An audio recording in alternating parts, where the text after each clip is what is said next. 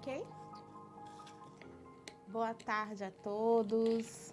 Sejam bem-vindos ao podcast Criminal da Doutora.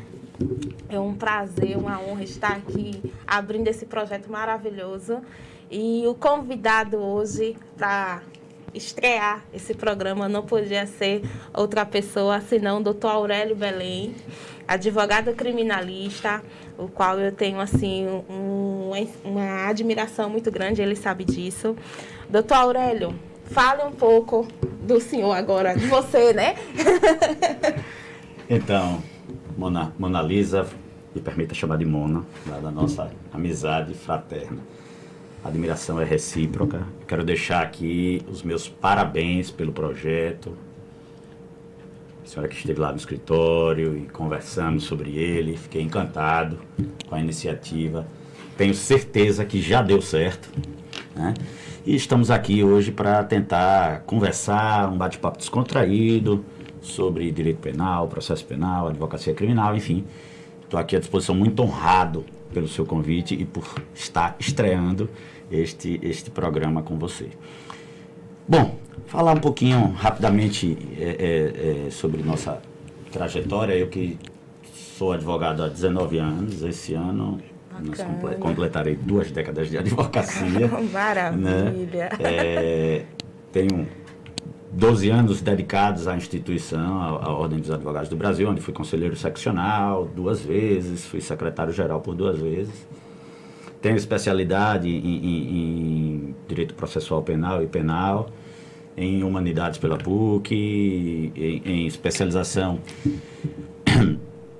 também pela PUC, e estamos aqui para conversar um pouquinho, como já disse. Estou à sua disposição, doutora, para a gente falar sobre uma das coisas que eu mais amo, que é o direito e a advocacia.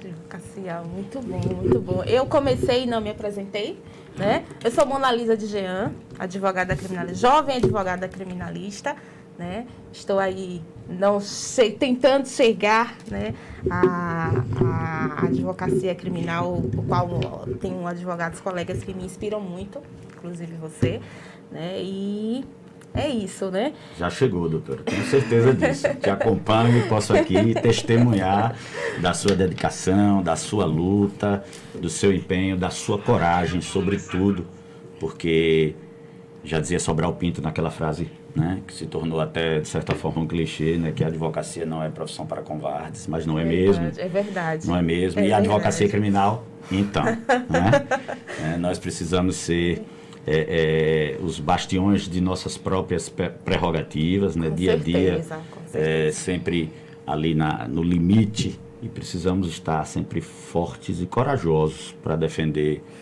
as prerrogativas, porque sem elas nós não conseguiremos jamais defender os nossos clientes, aqueles que confiaram, né, a sua liberdade como um dos maiores bens do ser humano, né, para que nós possamos lutar por elas e, enfim, buscar justiça e tudo isso.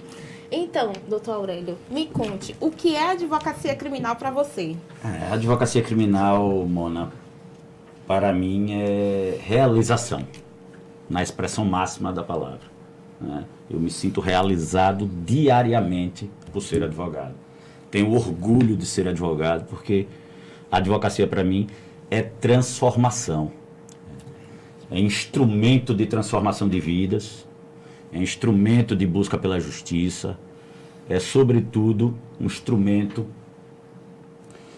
de que possamos transformar socialmente, né, a nossa sociedade, em busca da cidadania, da dignidade da pessoa humana, que é um preceito constitucional fundante.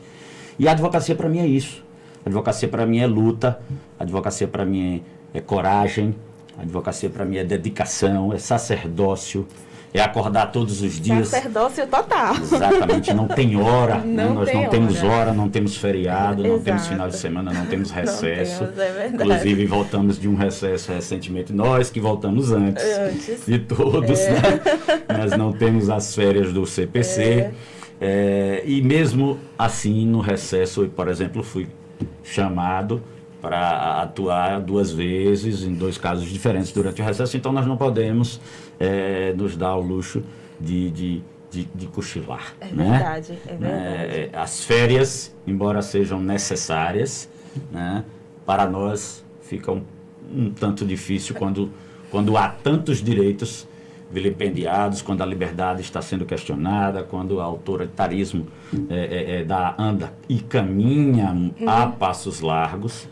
E o advogado, como uma espécie de anteparo, né, uma espécie de escudo, tem que estar sempre vigilante, sempre à disposição, né, para atuar e para se colocar à frente desses embates. Com certeza. Você falou aí sobre a questão do sacerdócio e não ter dia nem hora. Eu lembrei, né? No Natal, estava passando o Natal com a família, ali na véspera, já no dia 24, né? Já ia sentando, esperando meu irmão para jantar. Aí o cliente ligou, né? E eu atendi, e aí fui pro quarto, saí um pouco distante para poder orientar na situação, apesar que eu estava em outro estado, né? Mas aí tive que atender aquele momento ali, como você falou, é o sacerdócio que muita gente não compreende, né? Poxa, você o tempo todo, Isso. tem que parar um pouco, mas como?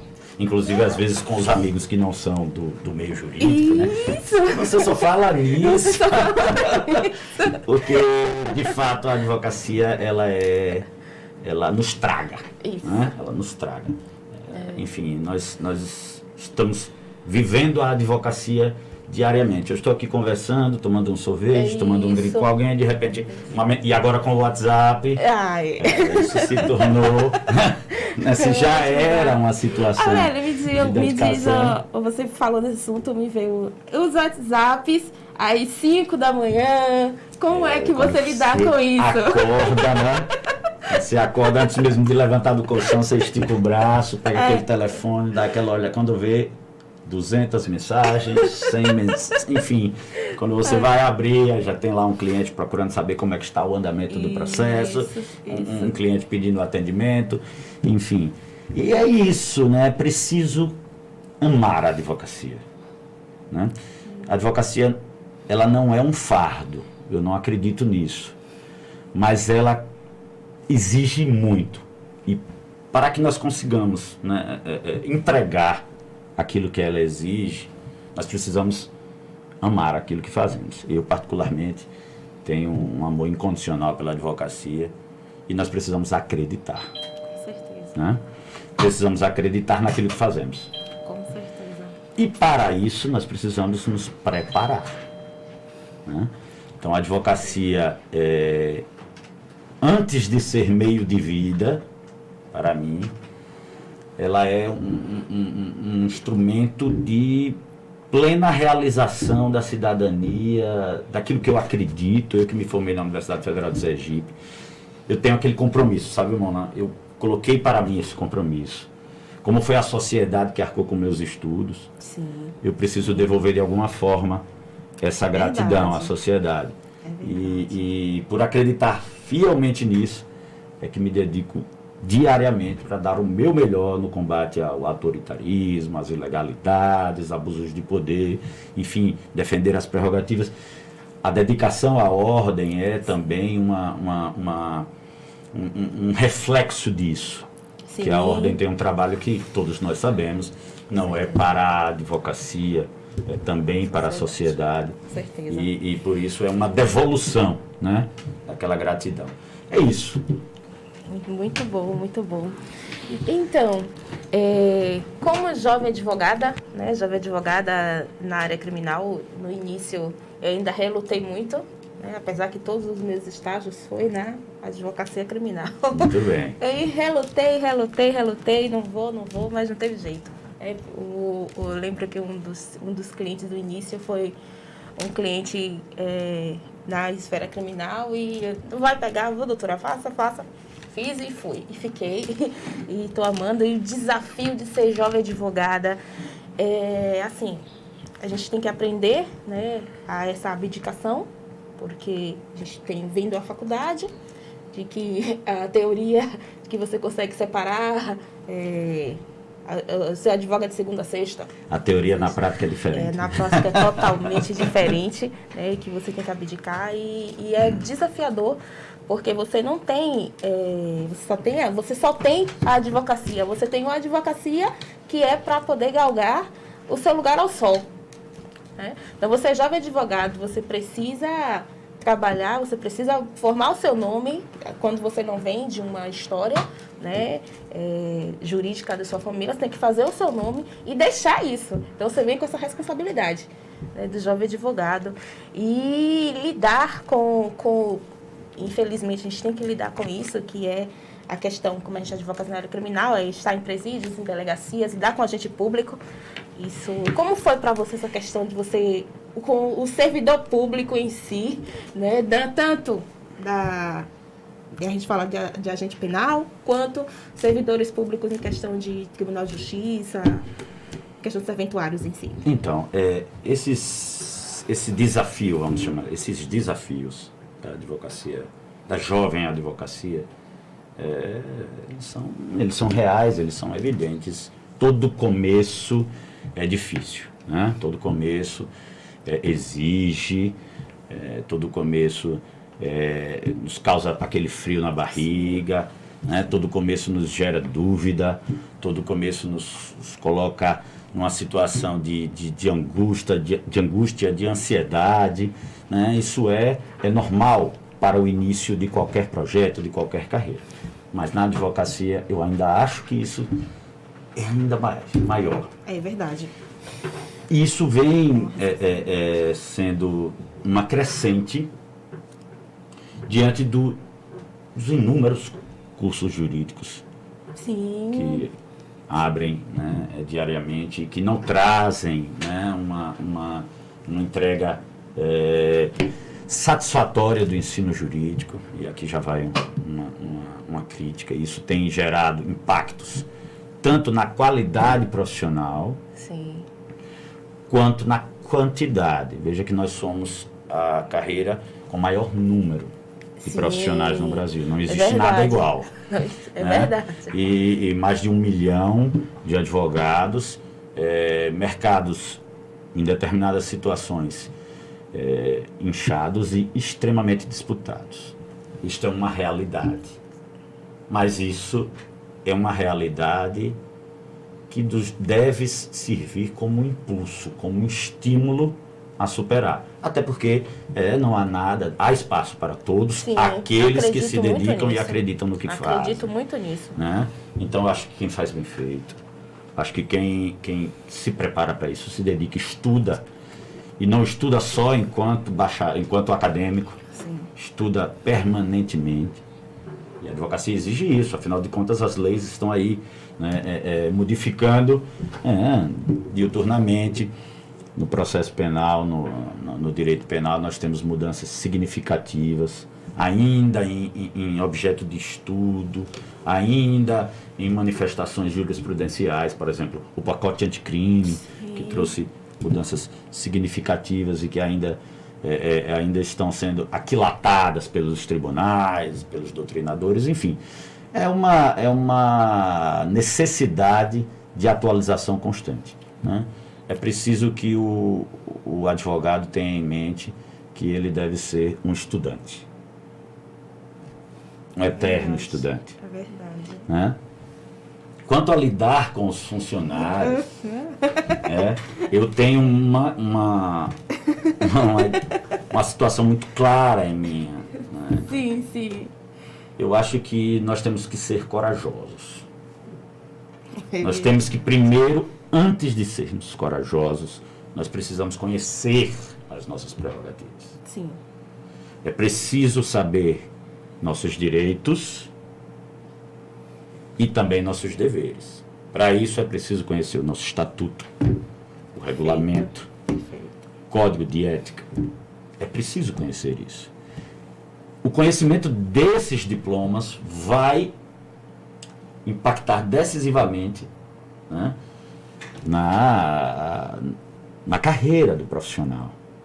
Ele vai se diferenciar dos demais à medida que ele conhece mais as suas prerrogativas, até onde ele deve ir, né, e o que ele tem de instrumentos à sua disposição para essa luta. Perfeito. O advogado que não conhece, que diz que código de ética é bobagem, que o estatuto é besteira, ele está fadado a ficar para trás. Principalmente, que rege, né? principalmente no mercado tão concorrido como o nosso. Sim, sim. Está fadado a ficar para trás. E ficar para trás e se envolver em problemas. Porque na medida que você não conhece as suas prerrogativas, os seus direitos e os seus deveres, você vai acabar se envolvendo em algumas confusões, em alguns problemas que podem lhe trazer prejuízos profissionais. Sim, sim. Né? E além disso até. Né? Afinal de contas, nós não somos imunes, embora tenhamos imunidade relativa na atuação técnica, nós não somos imunes de sermos responsabilizados pelas nossas omissões e pelas nossas ações ilegítimas. Então, eu acho que coragem é importante. Depois de conhecer todo o nosso arcabouço legal, coragem é importante, mas coragem exige algo que deve caminhar de mãos dadas com ela, que é a urbanidade. Urbanidade, perfeito. Que é também um dever ético da advocacia. Se nós não estamos submissos a juízes, promotores e delegados de polícia, e não estamos em pé de igualdade, isso é bom que fique claro. Bem claro. Né? E não estamos, cada um no seu quadrado. Com certeza. E esses quadrados somados que formam a administração da justiça, da qual nós somos indispensáveis, e quem está dizendo isso não é Aurélio, quem está dizendo isso é a Constituição Federal. Certeza. Veja, se o Ministério Público, e aqui não vai nenhuma comparação, se o Ministério Público é essencial, as palavras constitucionais, nós somos indispensáveis. Não? Sem advogado não há justiça, sem advogado não há processo. Exatamente. É preciso compreender isso. Né? Então, o advogado é o primeiro que deve compreender isso. Né? Isso. Então, vamos lá. Além de conhecer os seus direitos e deveres, além da coragem aliada à urbanidade, né? O advogado precisa saber também quais são as prerrogativas, direitos e deveres daqueles que ele vai trabalhar no processo. Para que eu possa saber até onde o juiz pode ir, até onde o delegado de polícia pode ir, o que é o abuso de autoridade, quando é que aquela atuação passa a ser um abuso de autoridade, ou seja, um crime. Temos uma lei nova nesse sentido. Então é importante não só conhecer o nosso Código de Ética, o nosso Estatuto, mas conhecer, por exemplo, a LOMAN da magistratura, conhecer a lei do Ministério Público, né? Conhecer para poder saber se posicionar. E é preciso que o advogado se posicione. É preciso que ele pontue sempre que ele se deparar com a violação de prerrogativas, que também é crime, hoje, abuso de autoridade, e para o autoritarismo, que o nosso país tem um histórico que ainda permanece muito vivo. Né? Nossa colonização nos deixou de legado um autoritarismo, enfim, que nós precisamos combater, é o autoritarismo que precisamos combater dia a dia. Não? A relação com os servidores, com os operadores do direito deve ser franca, altiva, respeitosa, corajosa, mas urbana. Urbana, perfeito. Perfeito, perfeito. Então, vamos falar, a gente falou de urbanidade, né? Vamos falar um tanto sobre a incompreensão da sociedade com nós, advogados criminalistas. Histórica, né? Histórica. Eu estava num determinado local e eu vi, a gente citando alguns casos, as pessoas sempre perguntam como é que o advogado defende uma situação como essa? Isso aí, aquilo ali é para podre, sei lá, deixa lá. Como é que faz isso? Como? Aí eu pergunto, como? Deixa para você. Em primeiro lugar, a advocacia, como esse sacerdócio aqui que falamos, como enfim, é apaixonante para mim, né? Essa advocacia, com toda essa beleza que ela traz consigo, ela também, né, nos traz situações embaraçosas, né? Situações que infelizmente ainda temos que conviver diariamente. E uma delas é exatamente essa, Mona, que você acaba de citar aqui, que é essa incompreensão da sociedade quanto ao papel do advogado inserido na sociedade. Infelizmente, determinadas pessoas e indivíduos só compreendem o papel do advogado quando precisam de quando o familiar precisa de quando um amigo querido precisa de um. Isso é um problema, mas é um problema que deve ser encarado, enfim, com certa... nós não podemos colocar esse problema como um empecilho, é isso que eu quero dizer, como um empecilho para a nossa atuação. Afinal de contas, nós não estamos aqui na advocacia atrás de popularidade, não é esse o nosso papel. A gente não precisa estar aqui para agradar a ninguém. Exatamente, então, importante falar sobre isso. Exatamente, né? Nós temos a nossa independência, a nossa autonomia de atuação. E seremos sim, sem dúvida, eu digo isso, né? Com certa experiência, eu digo isso, que seremos sim respeitados se nós nos respeitarmos. O advogado que se respeita, e aí eu volto à questão ética, o advogado que respeita o seu cliente, estudando diariamente. Procurando as mais modernas e novas teses e jurisprudências e entendimentos, enfim, para aplicar naquele caso que aceitou, né, desenvolver a defesa técnica. Então, assim, para toda essa situação, o advogado precisa se dar ao respeito. E eu tenho absoluta certeza que o advogado que faz isso é respeitado. Mas a sociedade, ela tem uma fascinação pelo processo criminal. Né? O processo criminal, ele traz um fascínio, seja porque a humanidade tem um quê? Senso de justiça, talvez? Eu já diria, eu já sou um pouco, nem tanto assim. Sim. Eu já diria que, por vezes, há até um certo sadismo. Se nós formos buscar na história a forma como a humanidade se comportou ao longo do tempo, e naquelas execuções públicas que se queimavam bruxas na fogueira, hereges e tal, e que se reuniam pessoas para aplaudir e para pedir a cabeça na guilhotina de fulano. Jesus Cristo, né? Exatamente, né? Isso, claro que hoje não acontece dessa forma. Acontece de outras maneiras. Né? Mas acontece. Então a sociedade está sempre julgando, né? Com hipocrisia, né? Enfim, movida por paixões políticas, por polarizações hostis e imbecis. Né? Sim. E o advogado tem que estar fora disso. Totalmente. O advogado precisa estar fora disso até para se preservar. Com certeza. E nós não precisamos dar satisfação, nós temos que dar satisfação às nossas consciências. O nosso trabalho é cumprir dentro do devido processo legal, dentro das nossas prerrogativas, o nosso papel de defender aquele que confiou sua liberdade, aquele que confiou seu patrimônio, aquele que confiou a sua vida até, né? A sua honra, né? Nas mãos de um advogado, seja ele civil, trabalhista, criminal, o que for, né? Mas o criminal, realmente, por estar sempre ao lado daquele que é apontado, que é abandonado, que é julgado previamente, que é destruída a sua imagem antes mesmo de qualquer apuração, e nós vimos isso diariamente. E eu não me canso de falar que, às vezes, quando me perguntam, falando tem até a própria Bíblia diz, né, que a gente tem que tem o direito de defesa, a gente também tem que, né, se ter a ampla defesa também.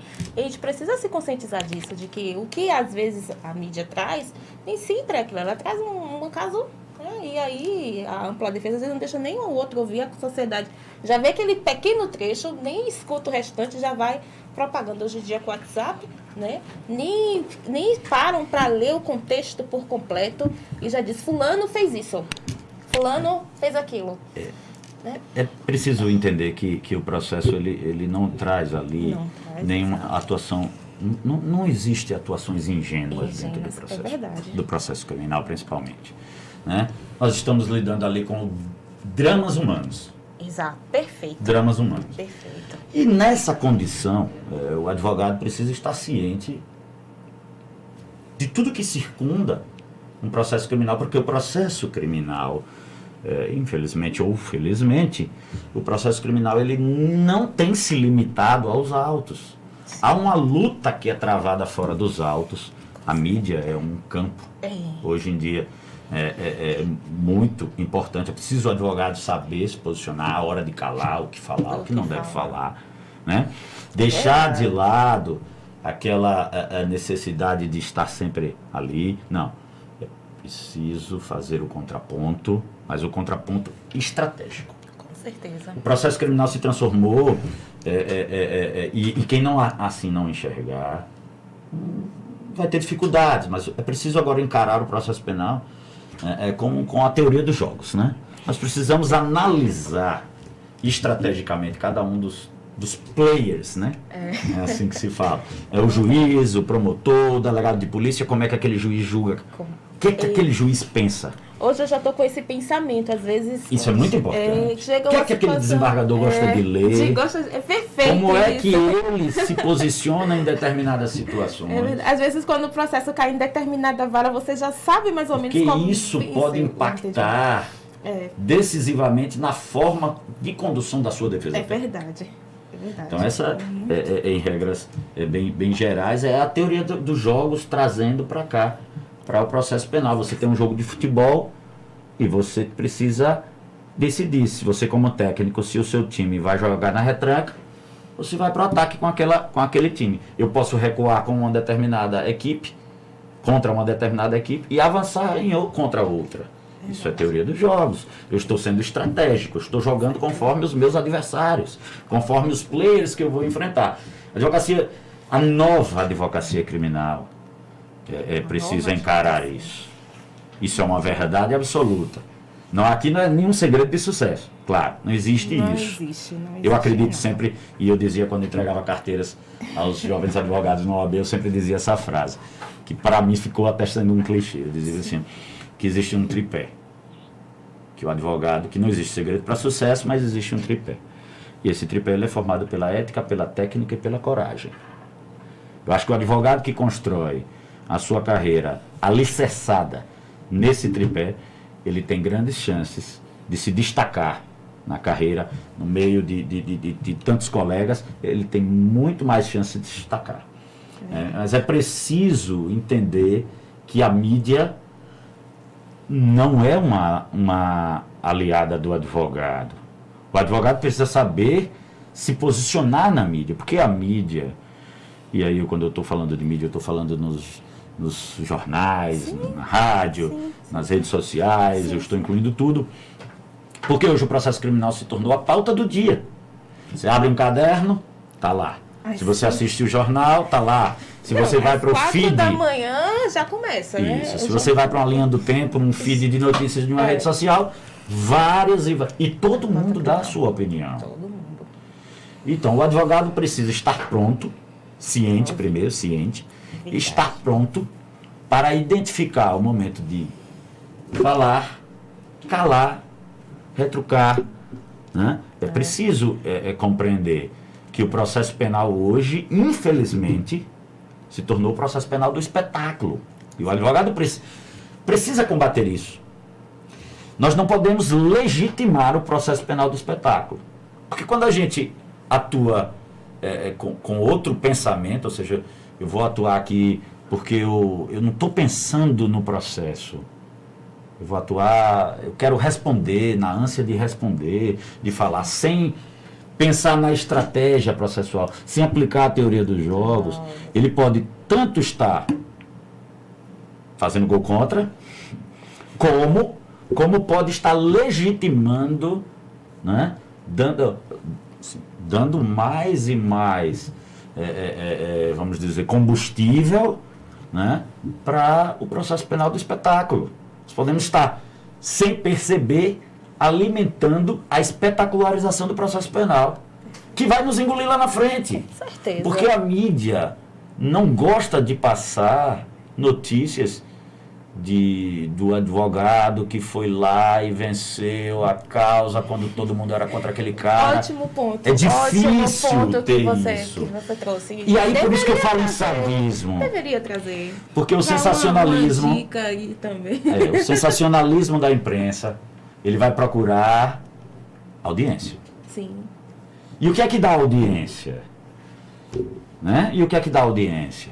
Esse sensacionalismo é que precisa precisamos, se nós não temos o poder de acabar com ele, nós temos o poder de não alimentar. Ou estrategicamente nos posicionarmos diante dessa situação. É isso que precisa acontecer. Né? Tornar o processo penal um espetáculo circense não nos favorece, não nos dignifica e não vai trazer os resultados que estamos em busca. É porque também quando há essa questão da exposição do advogado em determinadas situações, aquilo vai refletir, né? Sim. Reflete contra o próprio advogado. Exatamente. Talvez uma situação que poderia ser a inocência de um cliente, talvez, né? Num posicionamento, você tem uma situação, determinada situação que o pessoal hoje coloca numa rede social, no Instagram, por exemplo, o advogado vai lá e coloca um comentário e acaba aquilo gerando... A advocacia não combina com ansiedade, tá? Perfeito. A advocacia não combina com ansiedade.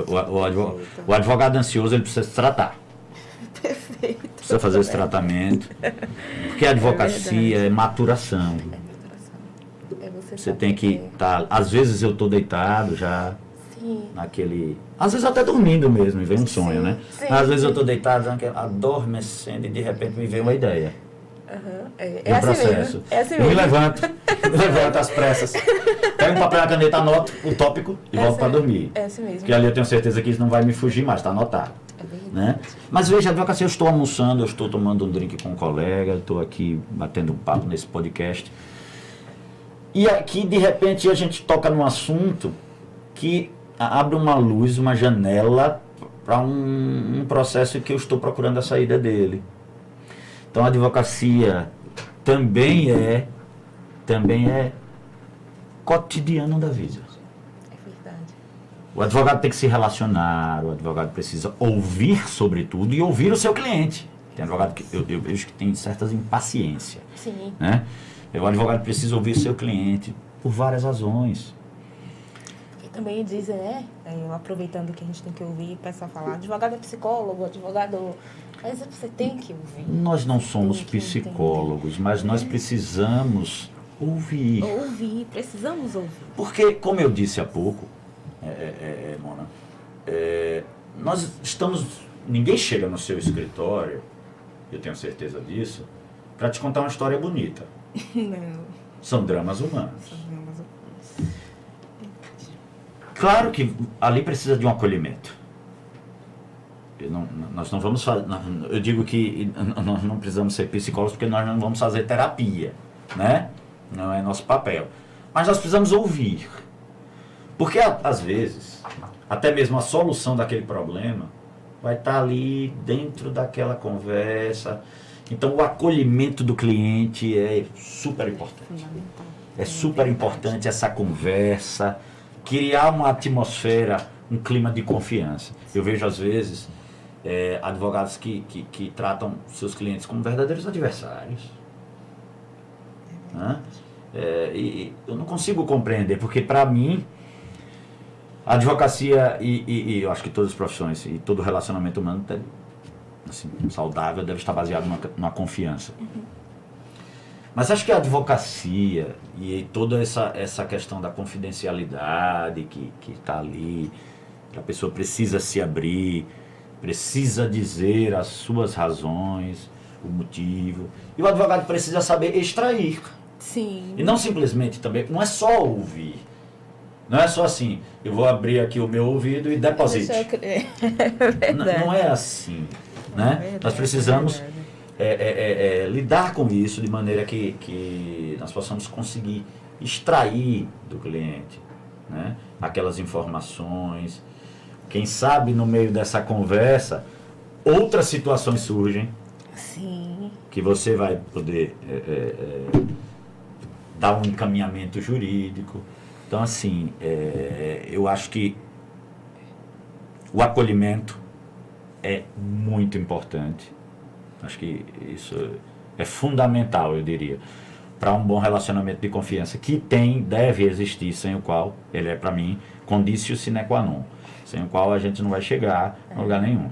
Né? Enquanto não houver confiança entre advogado e cliente, nós estamos começando mal. Né? Já fica a dica assim, a gente volta lá a falar sobre a questão da jovem advocacia, que o advogado, né, quando inicia, ele tem uma visão, né? Eu sou advogado, né, e é diferente porque eu sou advogado. Né? E aí você fala sobre isso, já é uma dica para o jovem advogado que não é bem assim. Não, não é. Nós precisamos ter sobretudo empatia. É empatia, total. Nós somos aquele que, às vezes, muitas vezes, somos os únicos a sentar do lado do cliente. Sim. Né? Porque todo mundo está contra ele. Todo mundo está contra ele. Ele já foi julgado, capa de jornal, a família abandonou, os amigos nem se fala, Sim. A sociedade quer a cabeça dele, Verdade.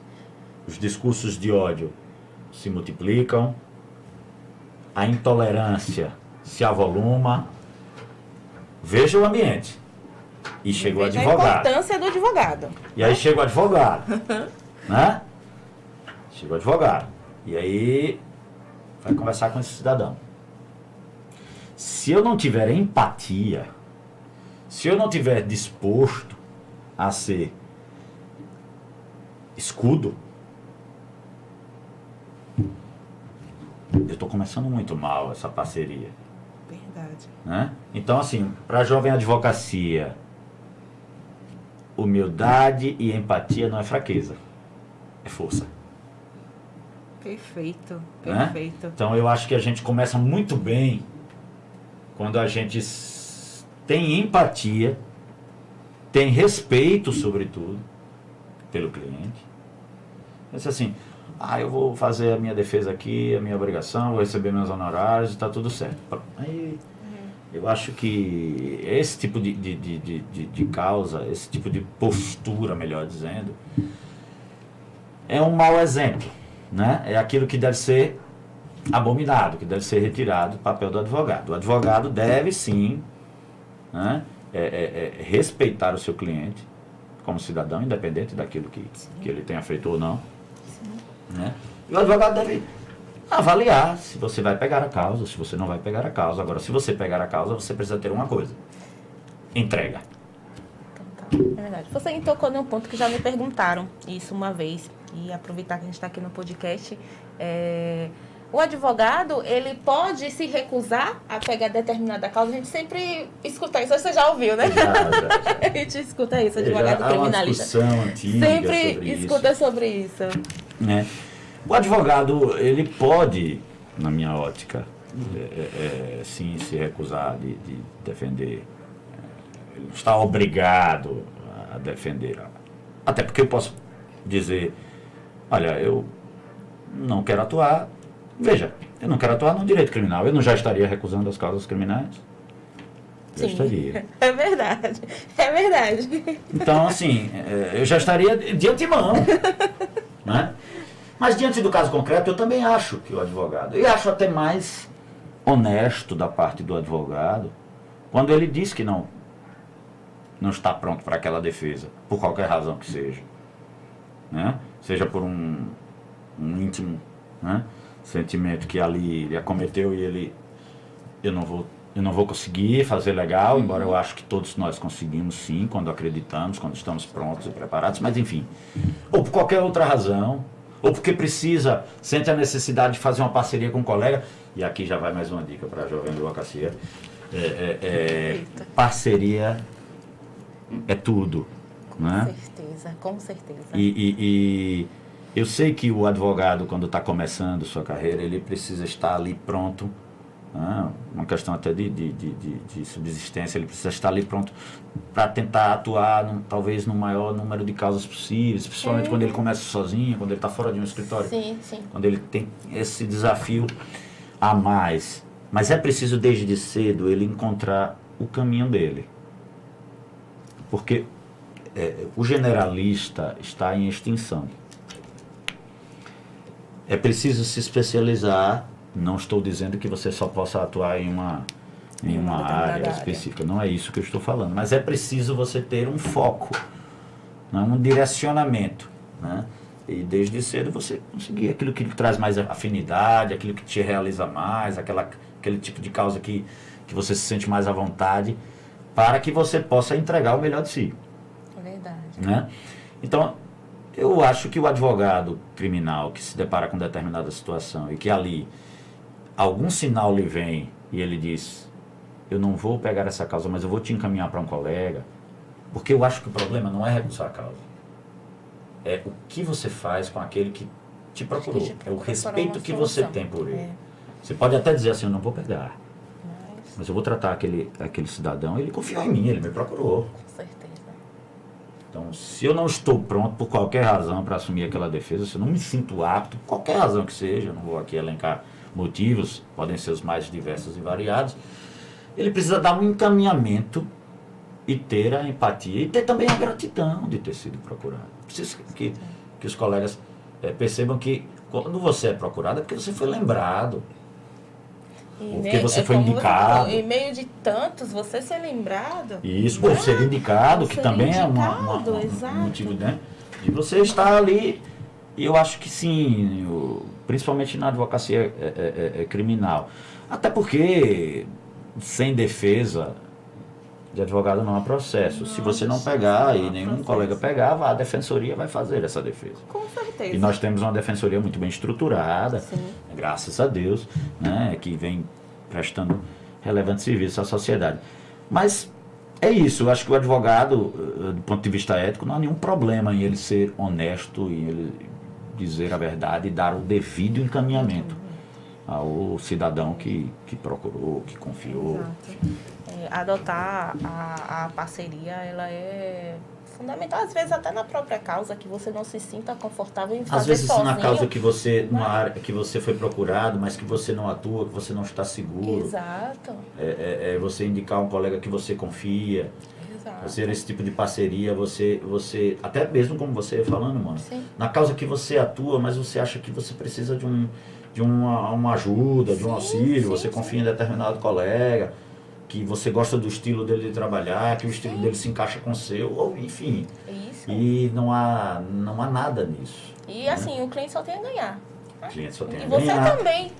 Agora, tudo isso precisa ser estabelecido antes, né, para evitar problemas. Não, tanto com o cliente quanto com o colega. Com o colega, acho que a parceria talvez hoje em dia seja algo de maior importância no exercício da advocacia, seja ela qual for, em qualquer área. Né? Mas é preciso estar sempre tudo bem combinado para evitar contratempos. Combinar com o cliente, combinar com... Eu vejo às vezes colegas que fazem subestabelecimentos e o cliente sequer sabe. E quando vai ver, o cliente está sendo patrocinado por um advogado que ele nem conhece.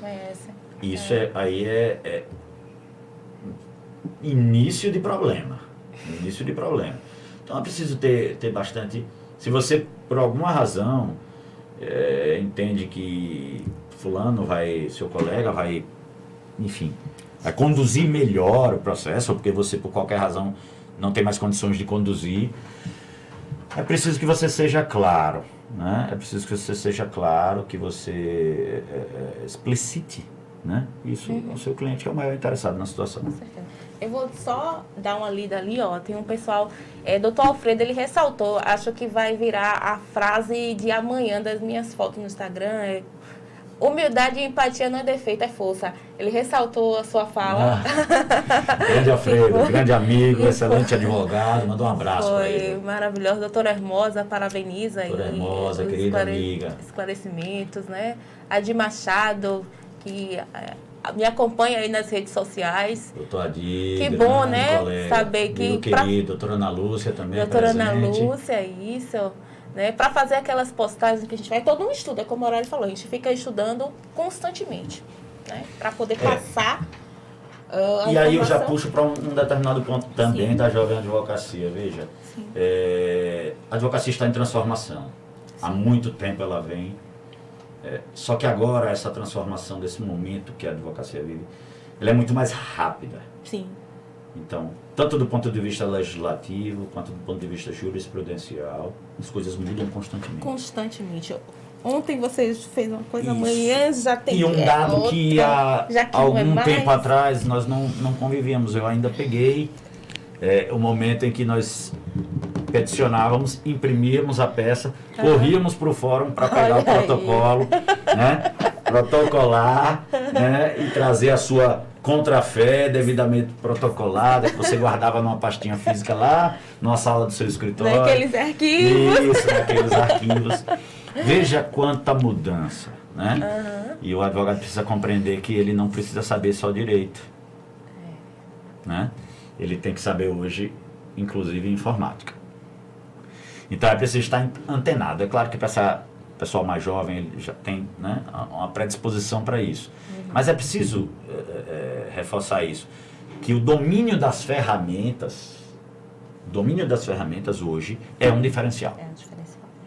Então você trabalhar na organização do seu escritório, você trabalhar com ferramentas de marketing jurídico, conhecer as regras éticas da profissão para não derrapar aí no marketing jurídico. Mas o marketing jurídico é importante. É importante. Hoje o advogado não é mais como antigamente, que nós fazíamos a nossa propaganda, entre aspas, era o boca a boca de um cliente satisfeito. Sim. O cliente satisfeito verdade, dizia, fulano me soltou, ganhou, fui absolvido, que maravilhoso, como ele é muito bom, trata bem, né? É verdade. Isso é muito importante e acho que talvez seja a mais valiosa, que é um depoimento, é um testemunho sobre sua atuação. Então isso deve ser sempre valorizado.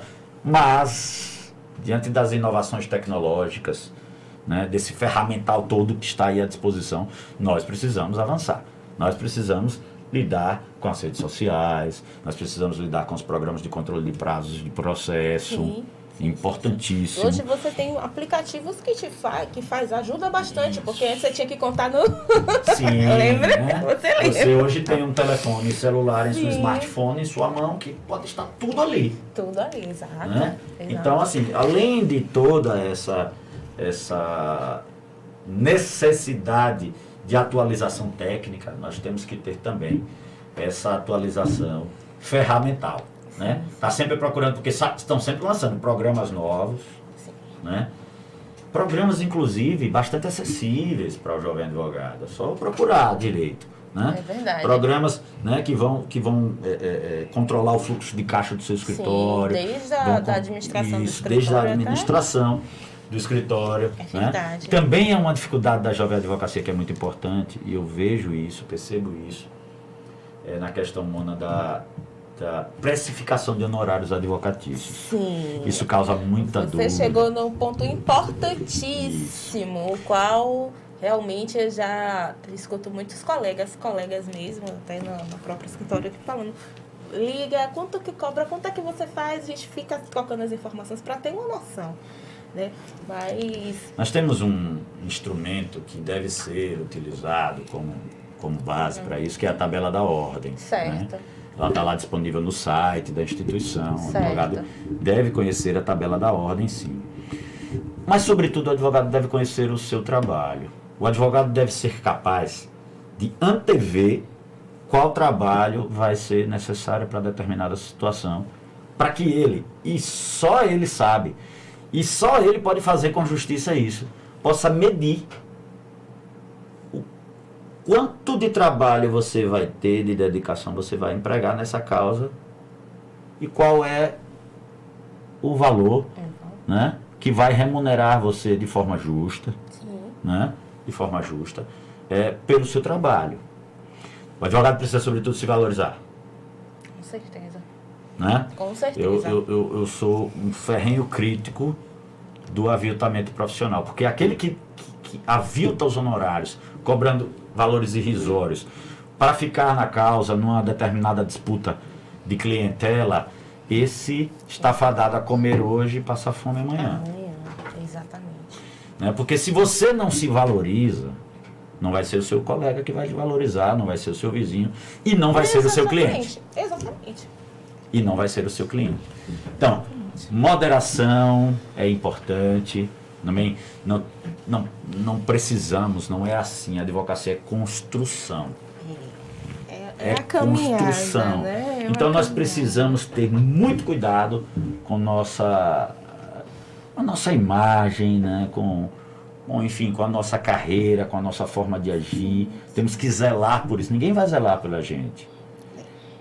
E a nossa carreira é uma carreira longa. Né? Então você vê advogados aí com 80 anos em plena atuação, é brilhantes, verdade. fazendo sustentações fantásticas. É verdade. Então é uma carreira longa. Se você não tiver cuidado com sua imagem, com seu nome, enfim, né? Não vai ser ninguém que vai ter por você. É. Então o advogado precisa, desde a precificação de honorários, né? Ter cuidado com essa, Sim. valorizar, mas com moderação, com justiça, sobretudo. Sim. O advogado precisa estar, voltando a repetir, porque isso é importantíssimo, estar sempre se atualizando. O advogado precisa hoje, e tem muita ferramenta, né, à disposição da advocacia, para estar sempre à frente, sempre blindado, sempre com cuidado no andamento processual. Olha, não admito perda de prazo. É. A gente pode perder porque o É importante juiz... também falar sobre isso, porque a questão dos processos criminais ela é diferente. Isso, os juízes A podem contagem. até não concordar com o seu Sim. posicionamento, com a sua defesa, julgar improcedente determinada situação que você pleiteia, ou no caso do criminal, julgar procedente a pretensão punitiva do Estado contra os seus interesses Sim, na sim, defesa técnica, ou seja, você está ali sucumbente, vamos chamar assim, e isso é do jogo processual. Cabe a você recorrer, né, trazer argumentos para desfazer aquela decisão, enfim. Da dialética processual. Agora, perder prazo não dá. Não, Então o advogado precisa se cercar de todos os cuidados. Né? Embora a nossa obrigação seja uma obrigação de meio e não de resultado, Sim. a obrigação de meio exige que nós tenhamos todos os esforços, empenhemos todos os esforços ao nosso alcance para alcançar o resultado. perfeito. É verdade. Então não é porque nossa obrigação é de meio, eu vou ajuizar ali um habeas corpus e o tribunal julga e como ele julgar, aí está tudo certo. Eu já fiz a minha parte, que foi fazer o habeas corpus. Você está começando muito mal. Né? Você precisa se empenhar. E a advocacia é plantação.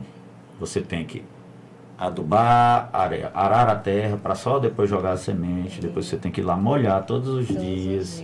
Tem que ter luz do sol. Sim. Né? Então, o advogado precisa cuidar do seu processo. Eu vou chamar de com carinho. Né? Com carinho. Claro que hoje, como eu ia dizendo, essa situação se torna até mais fácil diante das ferramentas que temos à disposição. E a advocacia precisa usar isso em seu favor. Né? Com certeza. Então, eu acho que acreditar em si, acreditar na advocacia, já é um grande passo. Importante. Precisa muito, por mais a gente volta um pouco da sua fala do início, que tem muitos advogados, mas você precisa acreditar em você. Sim. Você precisa acreditar em você para fazer o diferencial. Se nós não acreditarmos que somos capazes de fazer a diferença, como vamos, né, nos colocar à disposição de um terceiro para resolver os seus problemas, os seus dramas, enfim. Precisa muito disso. Falamos de jovem advocacia, falamos sobre a questão da mídia. Agora vamos falar sobre uma questão que me chamou muito a atenção. Quando a gente fala sobre isso, as pessoas ficam muito curiosas, porque é o que está. Os crimes cibernéticos. Tema bastante atual. Falamos para a advocacia, agora vamos falar para toda a sociedade. Né? O crime cibernético. Hoje. Veja, Ana, os crimes cibernéticos eles vêm tomando conta, né, da sociedade, enfim, isso se vem se avolumando de maneira bastante preocupante. É verdade. Então hoje são golpes no WhatsApp. É o que tem muito. Isso, muito e as pessoas hoje. caem, né, nesses golpes. E também tem a parte, né, de invasão de senhas, links que são enviados por e-mail, enfim, tem uma gama de formas de cometimento dos crimes cibernéticos. É preciso estar sempre atento. Sim, Algumas as pessoas dicas são sabem que a importantes. gente fala, por mais que a gente tenha toda a mídia na mão, toda a informação na mão, mas tem pessoas ainda muito inocentes que elas caem nesses tipos de golpe. Elas criam um link, não precisa ser idoso, não é só com idoso que Sim, está acontecendo.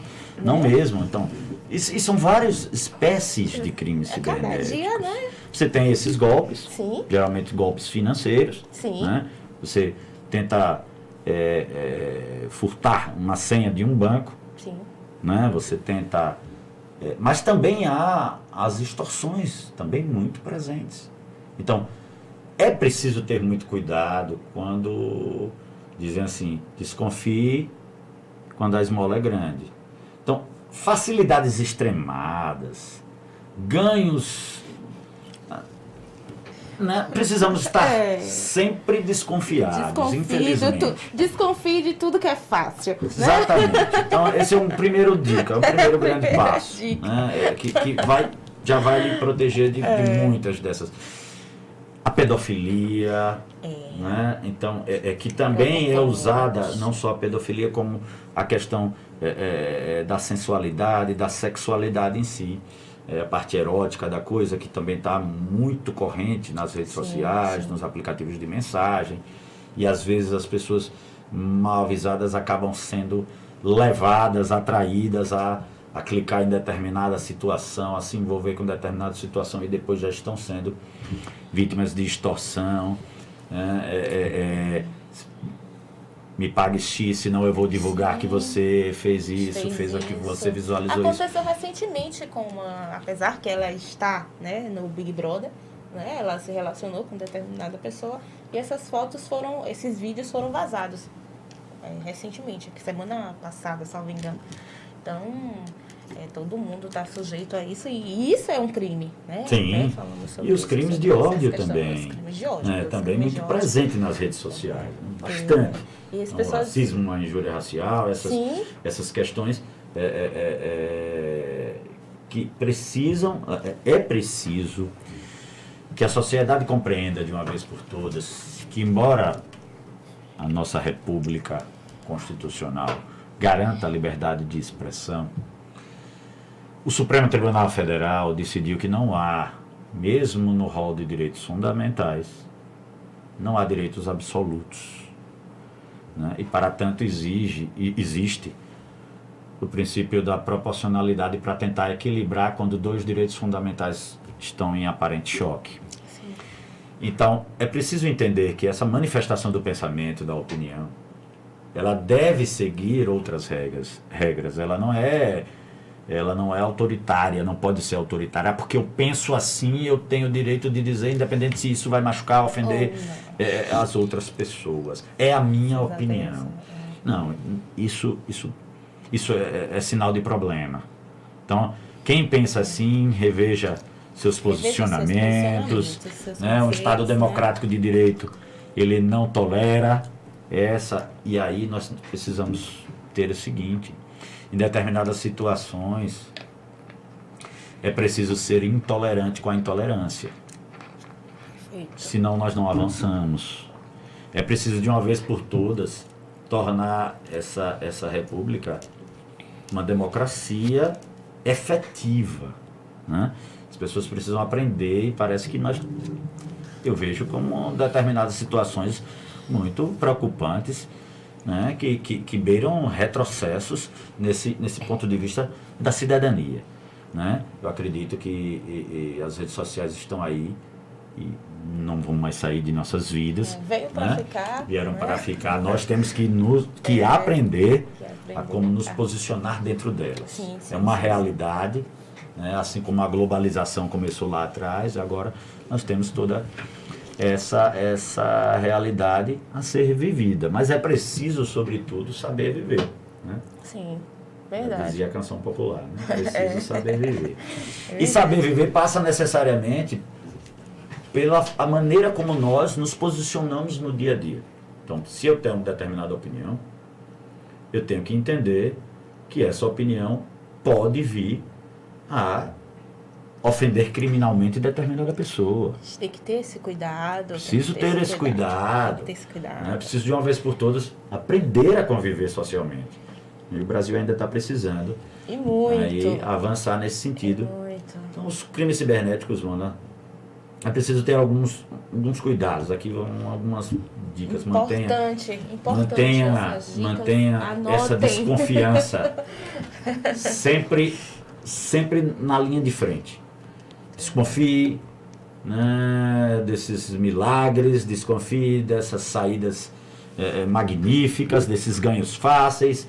Enfim, desconfiem sempre. Mantenham sempre os seus computadores, os seus celulares blindados com antivírus. Sim. Enfim, isso é importante, atualizados, isso é importante.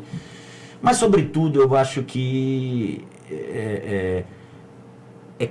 não clique em qualquer link que lhe passem, desconfie dos links enviados por e-mails spams, enfim, tudo isso são técnicas muito mais ligadas a um comportamento informático.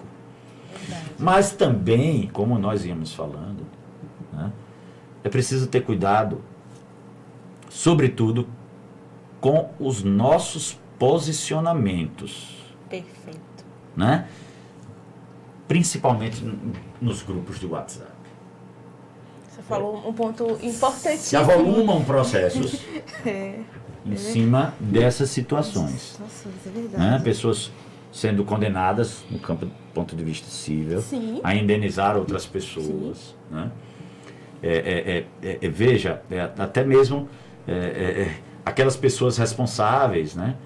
Administradores do grupo, Sim. mesmo que não estejam na discussão que ocorre, na discussão ofensiva que ocorre, que está sendo travada no grupo, aquele administrador, ele pode ser responsabilizado. Importantíssimo. Né? Então hoje todo mundo é administrador de algum grupo. É administrador de grupo e fica aquela coisa, não, o grupo do WhatsApp tem que ter regra. Exatamente. Na vida temos regras a seguir, no grupo do WhatsApp também.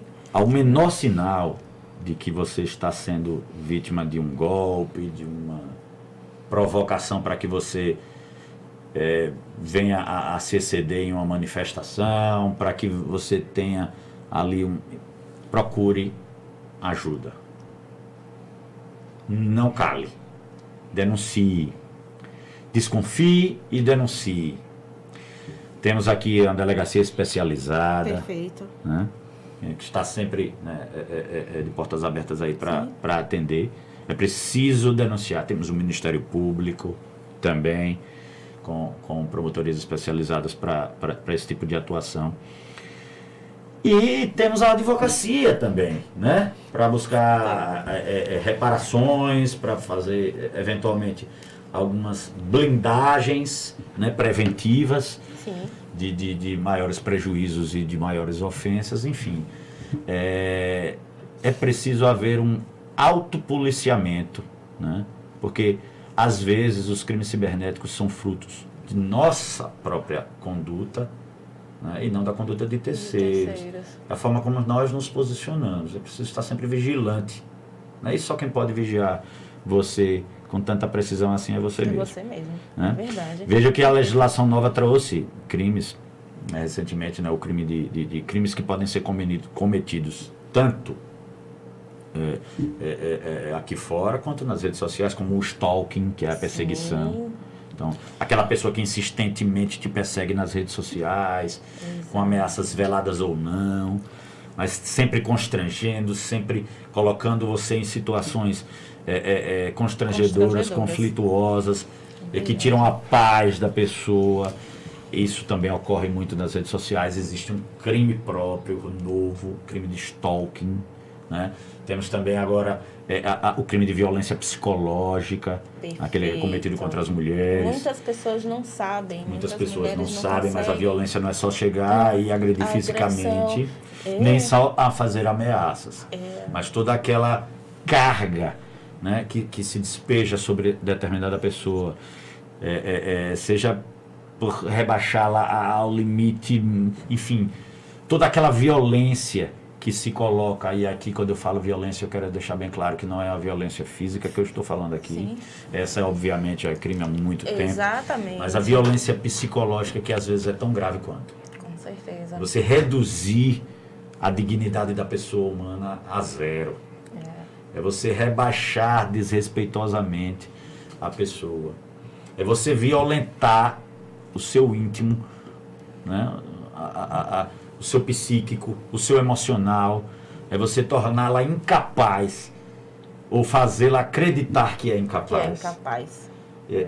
Enfim, toda essa violência, fruto do machismo, né? Eu diria machismo histórico, né? Que existe.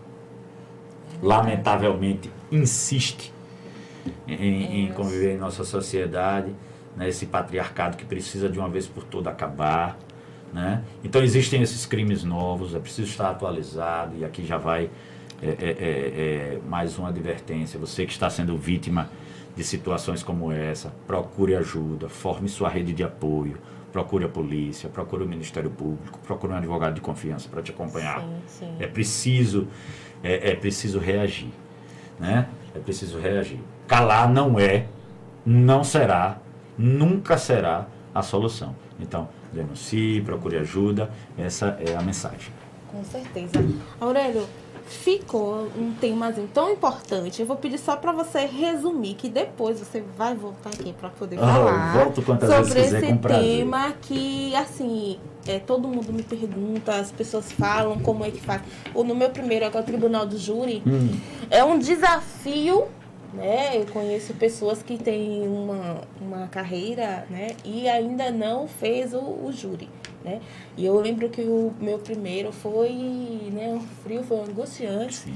Porque é um desafio para um advogado, porque você está ali com a decisão, você está, como você falou, a pessoa está ali, né, precisando ali, é definitivo, ou você vai ou você fica, né, é isso. Então, o Tribunal do Júri é o que também a sociedade, ela tem essa curiosidade. Sim. E muitas pessoas não sabem que o Tribunal do Júri, você pode sentar lá e assistir, né? Então, a sociedade tem essa curiosidade de saber de como é que é, porque eu acho que é o melhor da advocacia criminal. A emoção é diferente do que uma audiência de instrução comum, mas o Tribunal do Júri, eu sei que você já fez vários aí. Isso. Veja, resumir um pouquinho para... bem rapidamente. Veja, Mona, isso daria um programa desse inteiro. Então, é verdade. Um bom programa desse inteiro. Eu posso falar isso porque eu sou suspeito para falar, porque eu sou um apaixonado pelo Tribunal do Júri. Sim, né? sim. Eu aqui, inclusive, quero dizer assim, que ali eu enxergo que o advogado está no ápice.